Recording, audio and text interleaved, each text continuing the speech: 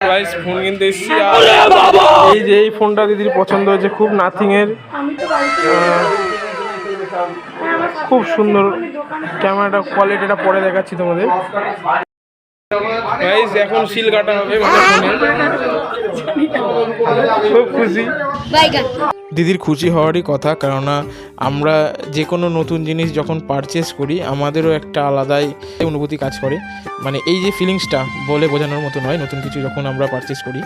তো যাই হোক, দিদি খুব আনন্দ পাচ্ছিল। আর দিদির ফেসবুক অ্যাকাউন্টে প্রফেশনাল ড্যাশবোর্ড মোডটা অন হচ্ছে না, হয়তো দিদির অ্যাকাউন্টে কোনো রিপোর্ট পড়েছে, সেই কারণেই দিদি নতুন ফোন পারচেস করলো। আর ক্যামেরাটা সত্যিকারের খুব সুন্দর। যদিও নতুন ফোন পারচেস করে দিদির প্রবলেমটা সলভ হয়নি, সেই ফেসবুক অ্যাকাউন্ট নতুন করে তার খুলতে হয়।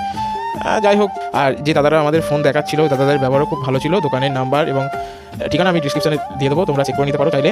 আর পূর্বা গিফট সেন্টার সারাগড়ের অনেকেই হয়তো নামটা শুনেছো, শান্তিপুরের বিখ্যাত ফোনের দোকান।